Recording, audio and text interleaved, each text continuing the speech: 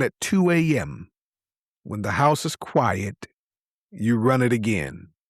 You did the right things. You stayed when it would have been easier to leave. You kept building when the results didn't match the effort.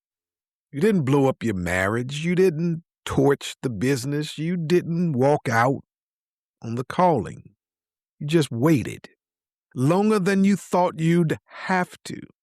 And something in that waiting, a thought moved in, started paying rent. Maybe I missed it. Maybe the window closed and nobody told me. I want to sit in that thought with you today because I don't think you missed anything. I think you've been misreading the whole season. That's what we're getting into today. I'm Clarence E. Stowers Jr., 30 years in. I've built things from nothing and watched them come apart. I've stood in rooms where there was no good answer and found a way through anyway. This is Still Standing. I don't teach from theory. I teach from survival. Let's get into it. You didn't blow it. You stayed faithful in a season that wasn't yours, and you've been calling the wait your failure ever since. That's the math you've been running quietly for years. You don't say it at dinner. You don't put it in the group chat. But at 2 a.m., when the house is quiet, you run it again. You did the right things. You stayed when it would have been easier to leave. You kept building when the results didn't match the effort. You didn't blow up your marriage. You didn't torch the business. You didn't walk out on the calling. You just waited longer than you thought you'd have to. And something in that waiting, a thought moved in, started paying rent. Maybe I missed it. Maybe the window closed and nobody told me. I want to sit in that thought with you today because I don't think you missed anything. I think you've been misreading the whole season. That's what we're getting into today. Welcome to Still Standing. I'm Clarence Edward Stowers Jr., and this show is for the person who made it through something that was supposed to stop them and is now trying to figure out what to do with still being here.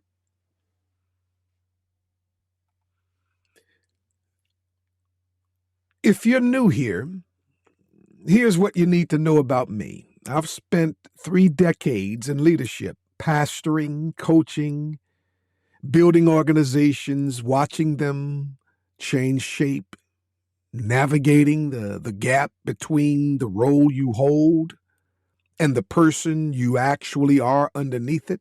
And a few years ago, I went through a season I didn't see coming, a season that stripped a lot of things down. I'm not going to give you the whole story in the first 5 minutes. That's what this season is for. But here's what I want you to know up front. I don't teach from theory. I teach from survival. And this season, season 2 of Still Standing, I'm going further into the honest, specific, sometimes uncomfortable truth of what surviving a real loss actually produces. Not the highlight reel, the real thing. If this is what you came for, stay with me. We've got a lot of ground to cover.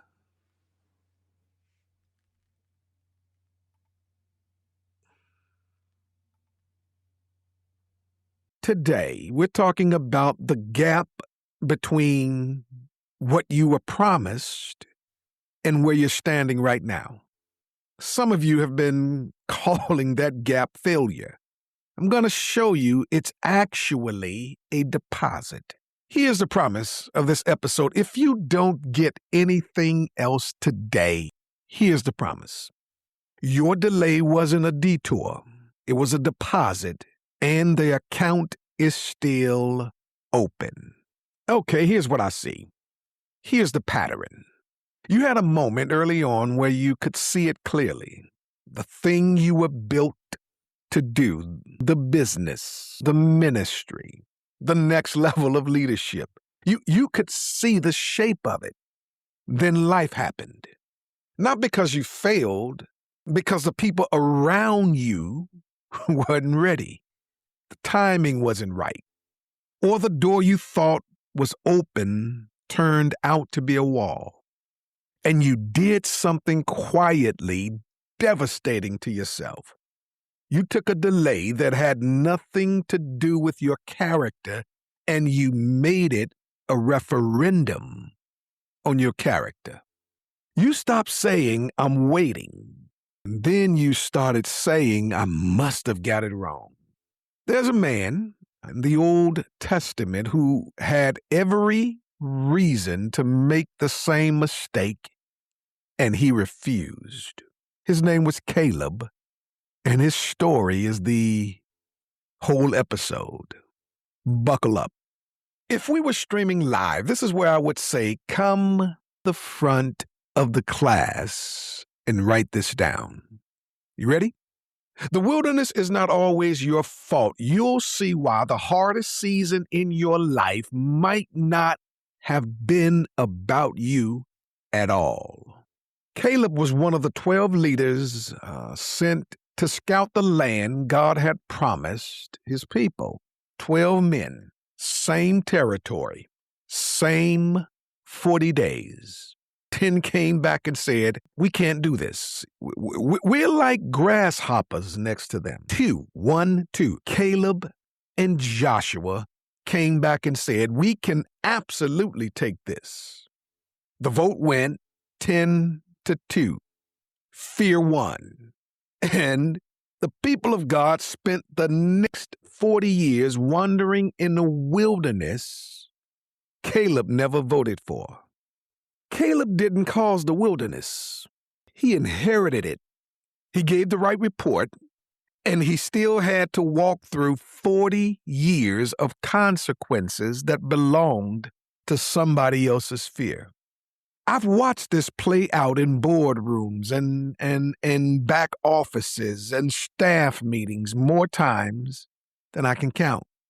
A leader with a clear, right read on the situation gets outvoted by a room full of people managing their own fear.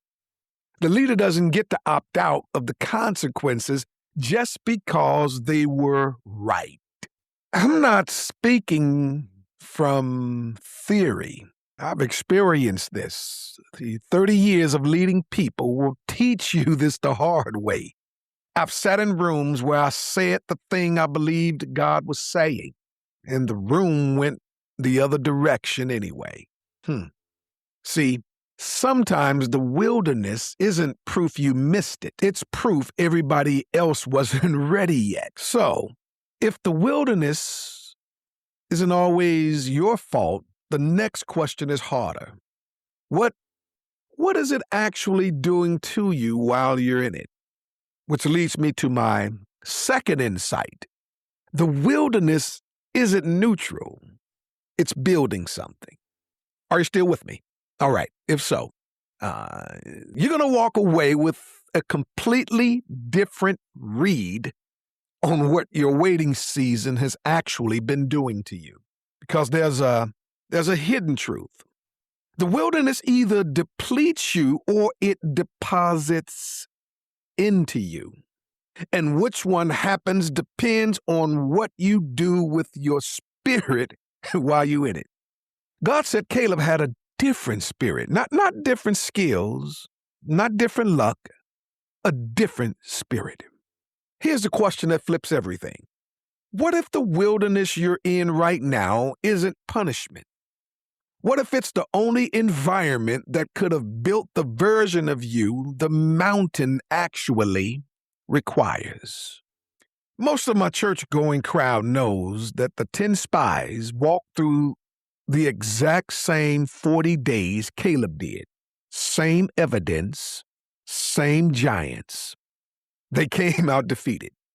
Caleb came out ready to fight. One group let the fear win the internal vote, and the other didn't. Lean in. Here's what I want you to do this week. I want you to be tactical.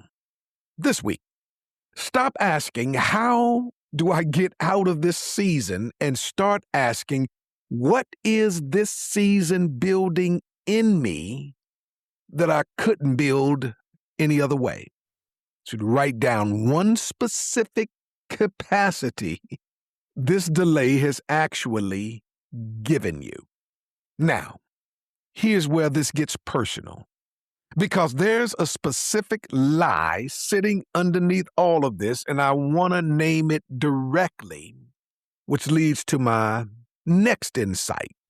Rename the season before it renames you. Yeah, that's rich. That's rich. Rename the season before it renames you.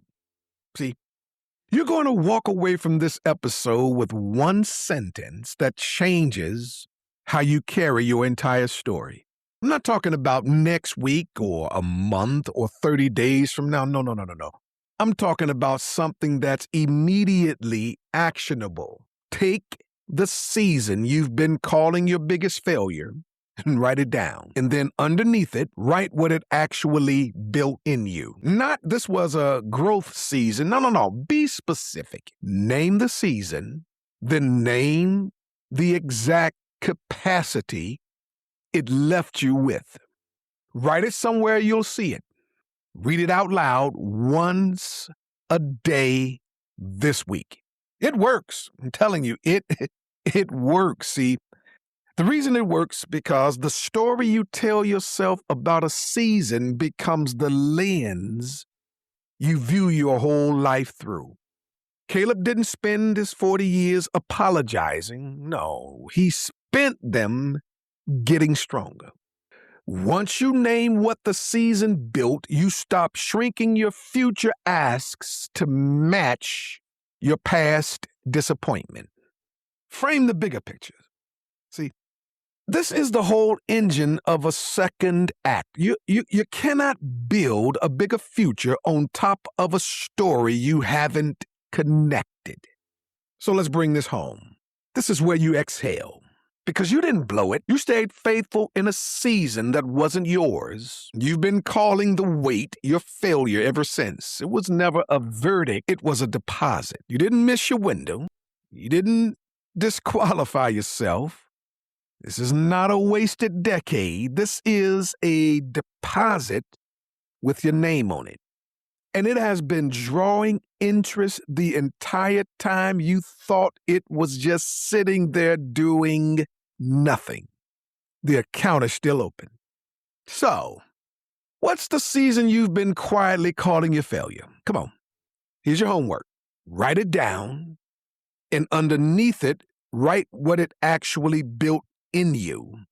I want to know. I want to see it. Send it to me. Let's talk about it.